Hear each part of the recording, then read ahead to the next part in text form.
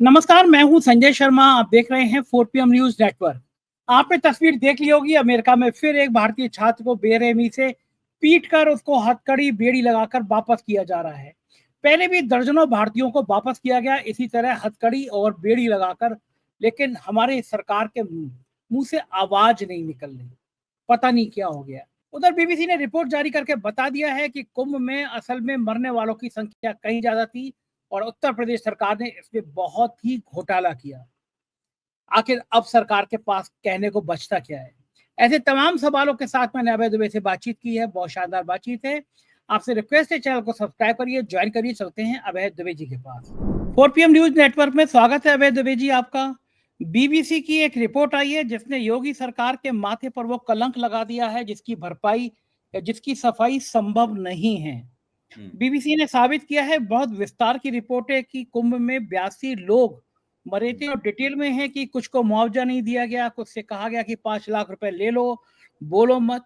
Amitabh Thakur retired IG हैं, उन्होंने inspector Hazratganj को मेल किया है, प्रत्यावेदन दिया है कि एफआईआर कराई जाए, इस तरह अभिलेखों में छेड़खानी करी है। आपको याद होगा जिस दिन भगदड़ मची थी 9:30 पौने 10 बजे मुख्यमंत्री जी प्रकट हुए थे और उन्होंने कहा था कि कोई हानि नहीं हुई है, कोई जनहानि नहीं हुई है। और हमने 10 बजे, हमारा रिपोर्टर क्षितिज कांत पोस्टमार्टम पे मौजूद था, हमने 1 घंटे में सबसे पहले देश में अगर किसी ने ब्रेक की थी खबर तो वो 4 PM ने करी थी। हमने 1 घंटे में 30 लाशें दिखाई थी और अगले 24 घंटे में हमने 67 लाशों का स्टिंग करके दिखाया था, वहां लाशें पड़ी हुई हैं। लेकिन कोई कार्रवाई हुई नहीं, उल्टा हमारे खिलाफ कार्रवाई को ईडी को खत लिखे गए। लेकिन अब तो बीबीसी की रिपोर्ट ने दूध का दूध पानी का पानी कर दिया है। मुझे कोई बता रहा था कि गोविंदाचार्य जी के भाई की भी डेथ ऐसी हुई और अज्ञात में दाह संस्कार कर दिया गया। मैं अभी पुष्ट नहीं हूँ इस खबर पर, लेकिन बीबीसी की जो रिपोर्ट आई है उसने कल ही खोल दिया। जो लोग कर्नाटक के बेंगलुरु में क्रिकेट मैच में हुई भगदड़ के बाद सरकार का इस्तीफा तक मांग रहे थे, क्या लगता है इस रिपोर्ट ने जो शर्मनाक आंकड़े पेश किए हैं उससे बीजेपी क्या उबर पाएगी? संजय जी, हम दोनों को ही उस क्षण का इंतजार करना चाहिए और जो बहुत जल्दी ही आने वाला है कि बीबीसी के संवाददाताओं और बीबीसी को हिंदुत्व विरोधी, सनातन विरोधी, राष्ट्र विरोधी, भारत विरोधी और विदेशी ताकतों का एजेंट ही नहीं बल्कि विदेशी ताकत, जो कि बीबीसी को एक जमाने में और भी दूसरी राजनीतिक शक्तियां कहती रही हैं, वो घोषित किया जाने वाला है। और ये चीजें केवल भाजपा के साधारण प्रवक्ताओं द्वारा घोषित नहीं की जाएंगी। मुझे पक्का यकीन है कि मुख्यमंत्री महोदय स्वयं निकलकर इन सब चीजों को ये सब घोषित करेंगे और उसके बाद में उनका जितना भी बड़ा इको सिस्टम है इनका, भारतीय जनता पार्टी का, वो सब यही बातें कहने लगेगा। इस प्रश्न के ऊपर हो सकता है कि केंद्र से आला कमान से जो योगी जी की लांग डांट है उसमें आला कमान से कुछ देर से समर्थन मिले, लेकिन चूंकि इसके अंदर राष्ट्रीय स्वयंसेवक संघ भी शामिल हो जाएगा फटाफट, उसके बाद आला कमान को भी योगी जी की इन बातों का समर्थन करना पड़ेगा। और अभी देखिए बीबीसी को ट्रोल होना, बीबीसी और उसके संवाददाता की ट्रोलिंग शुरू होने वाली है। उसमें क्या क्या कहा जाएगा, क्या क्या नहीं कहा जाएगा, वो बात अलग है। वो तो हम लोग केवल उसकी कल्पना कर सकते हैं, थोड़ी बहुत कल्पना हमारी सही भी निकलेगी। तो मेरा पक्का यकीन है कि इस तरह की खबरों से, इस तरह के भंडाफोड़ों से कोई असर नहीं होता है इन लोगों के ऊपर। आप क्या समझते हैं, योगी जी इसके लिए सार्वजनिक रूप से माफी मांगेंगे? योगी जी एक दिन का कम से कम उपवास रखेंगे पश्चाताप करने के लिए, या योगी जी इसके पश्चाताप में मुख्यमंत्री पद से इस्तीफा दे देंगे, या भारतीय जनता पार्टी के भीतर से इस्तीफा देने की मांग उठेगी? अखिलेश जी उनका इस्तीफा मांग सकते हैं। अखिलेश जी के इस्तीफे के मांगने से उनके कानों पे जू भी नहीं रहेंगी, वो ध्यान भी सुनेंगे भी नहीं कि क्या बोला गया है। ये स्थिति है। देखिए, ये लोग सत्ता का जिस तरीके से इस्तेमाल करते हैं उसमें आंख की लिहाज नहीं है।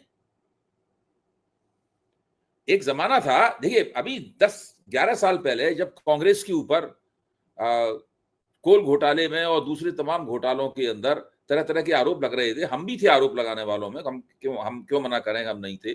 हम भी टीवी पे हम आरोप तो नहीं लगा रहे थे कि जो आरोप लगाए जा रहे थे विनोद राय द्वारा और बीजेपी द्वारा, उसका हम भी बड़े उत्साह में भर के समर्थन कर रहे थे। उसमें बाबा रामदेव भी आरोप लगाने वालों में से थे। Corruption against India against corruption वाले लोग भी थे जो आज के बाद आम आदमी पार्टी हैं।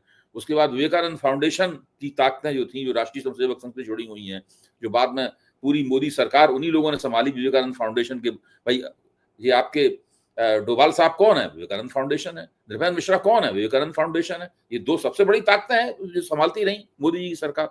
तो ये सब लोग जब आरोप लगा रहे थे तो उसके बाद आरोप कोई साबित नहीं हुआ था, इसके बावजूद भी यूपीए सरकार ने लोगों के इस्तीफे ले लिए थे और उनके खिलाफ कानूनी कार्रवाई शुरू कर दी थी।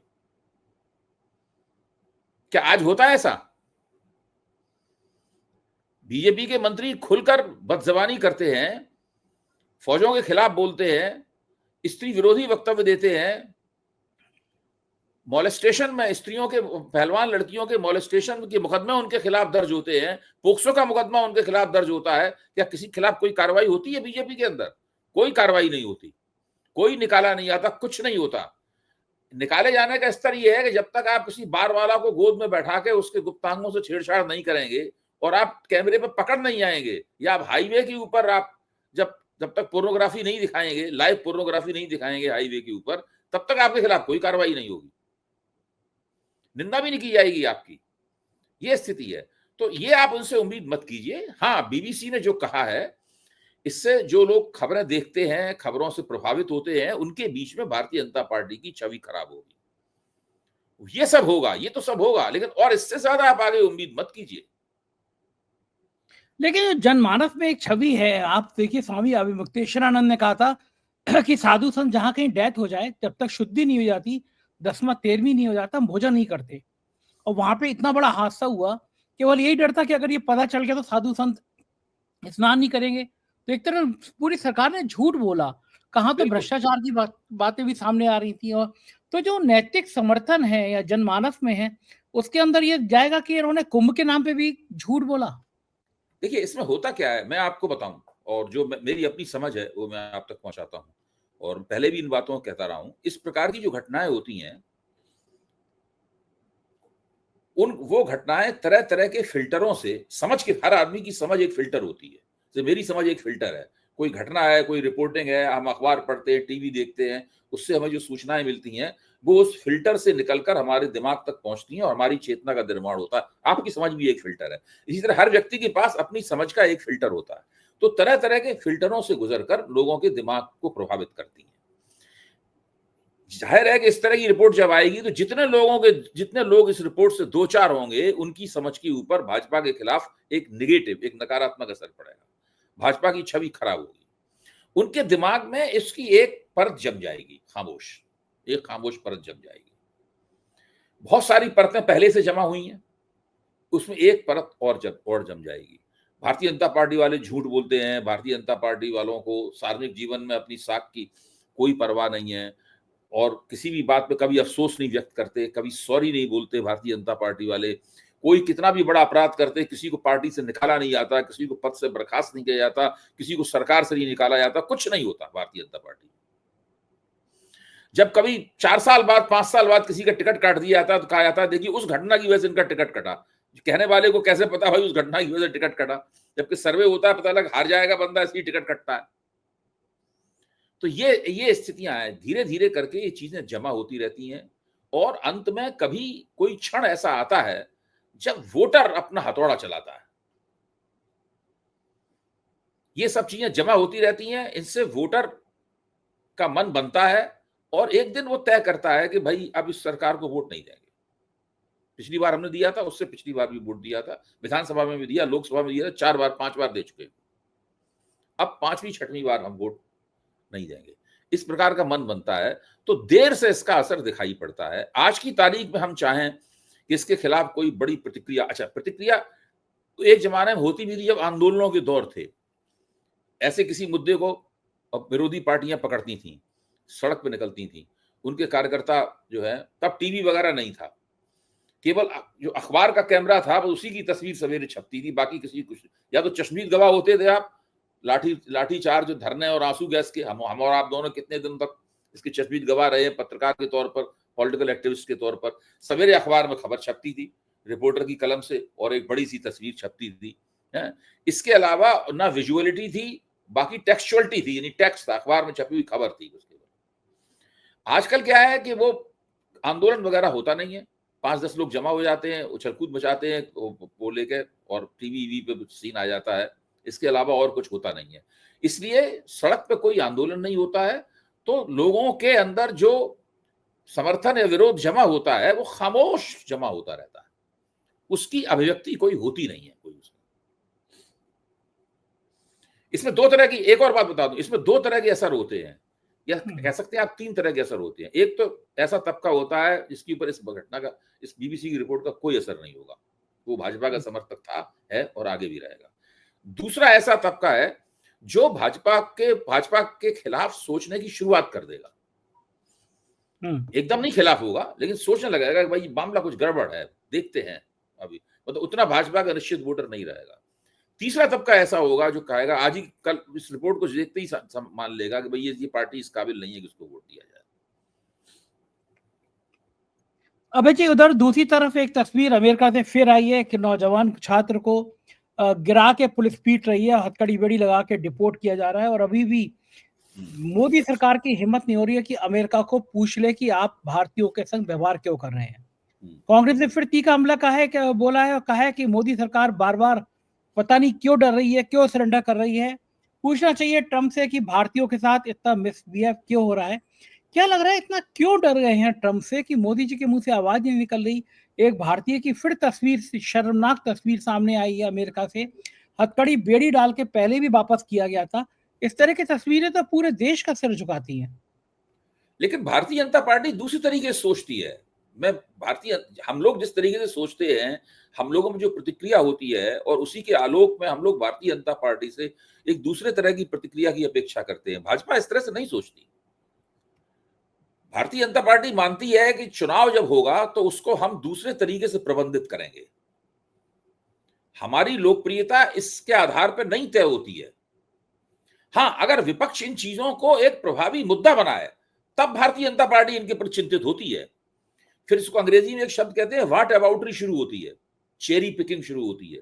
व्हाट अबाउटरी और चेरी पिकिंग शुरू होती है। व्हाट अबाउटरी क्या शुरू होती है कि आपके जमाने में ये हुआ था, देखिए हमारे जमाने में ये हुआ था, आपके जमाने में ये हुआ था, हमारे इस तरह कोई घटनाएं खोज नहीं आएंगी, उसके बाद शुरू हो जाएगी। जैसे अभी जब मैं आपको एक उदाहरण बताता हूं, जब भारतीय जनता पार्टी के एक प्रवक्ता पे भाजपा आरोप लगाया गया कि भाई भाजपा ने हथियार डाल दिए और भाजपा को तो आगे बढ़कर मौका खो दिया।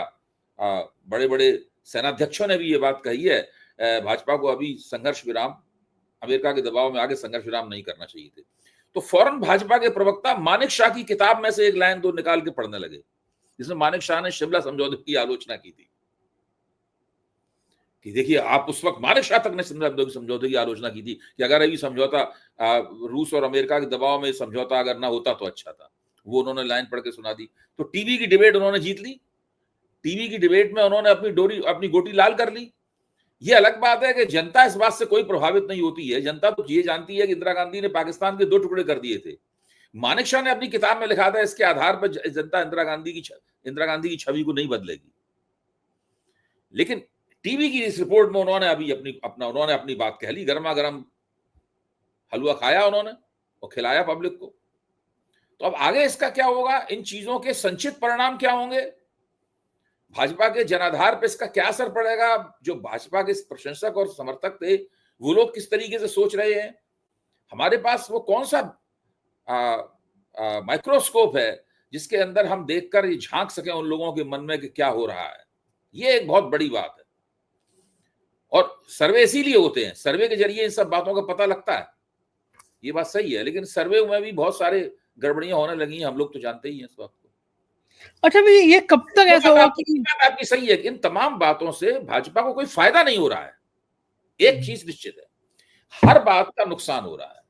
कितना नुकसान हो रहा है, कितनी गहराई तक नुकसान हो रहा है, कितनी दूर तक नुकसान जाएगा, कुछ दिनों में लोग उसको भूल जाएंगे या आखिर तक उसको याद रखेंगे, मतलब ये विचारणीय बात है।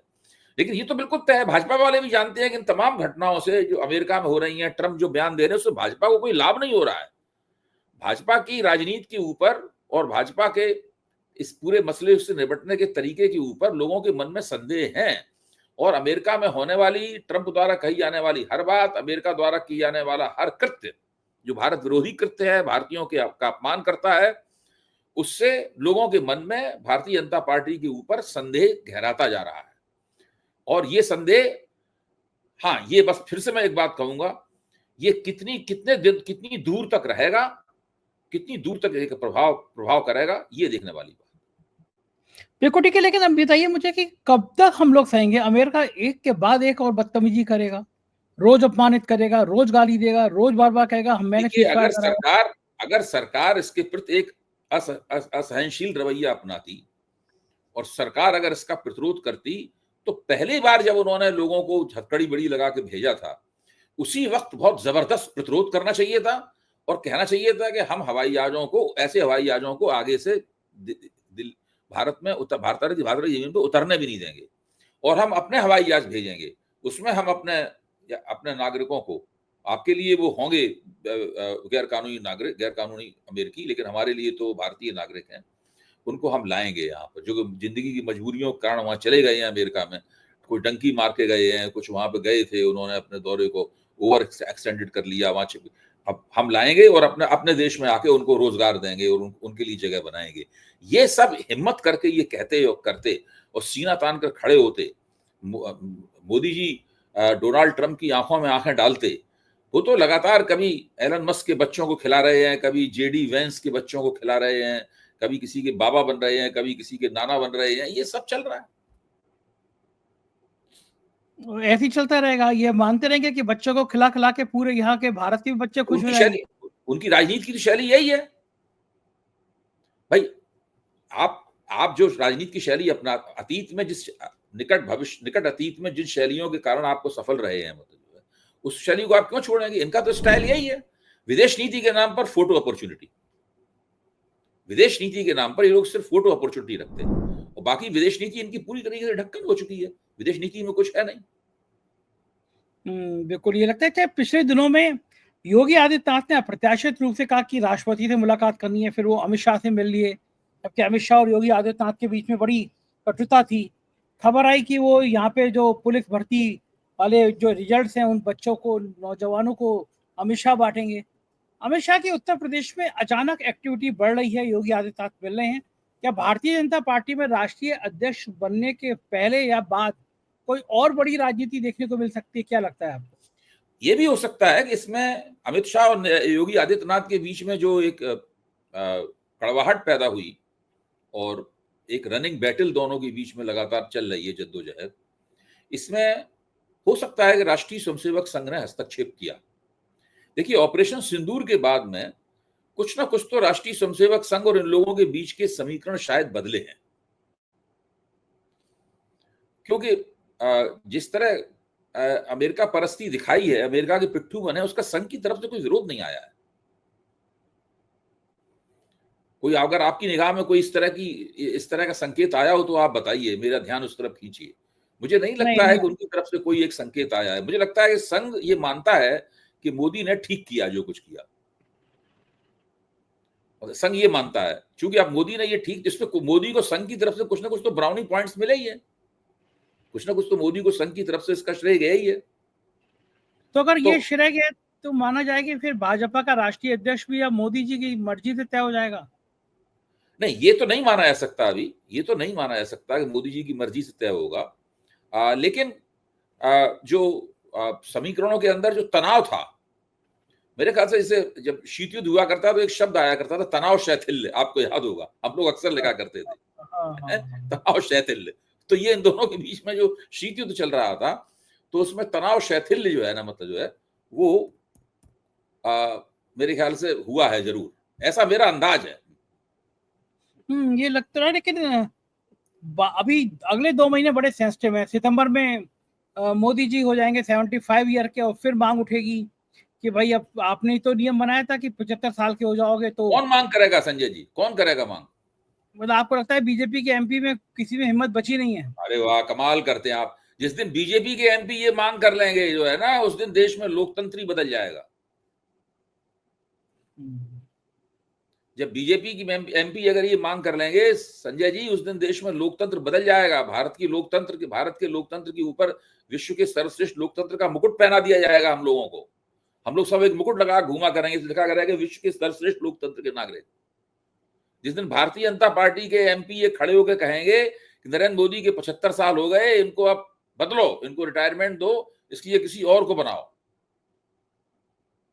ये तो असंभव बात है। मोदी जी 175 साल के हो जाएंगे फिर भी नहीं कहेंगे ये लोग, बशर्ते बशर्ते वो सत्ता दिलवाते रहें।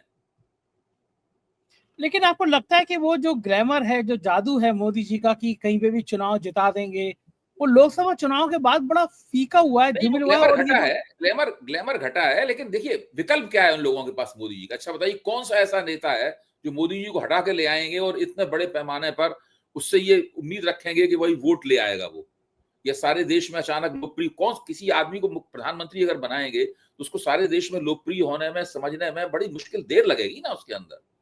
संघ भी ये जोखिम नहीं उठाना चाहता। संघ ये जोखिम नहीं उठाना चाहता कि मोदी जी को बदले, किसी और बंदे को बना दे और उसके बाद पूरा का पूरा सत्ता हाथ से निकल जाए। अच्छा, ये इसलिए अमेरिका इसलिए वाला जो संघ बहुत धीरे-धीरे खाना रोटी धीरे-धीरे खाना चाहता है इसको।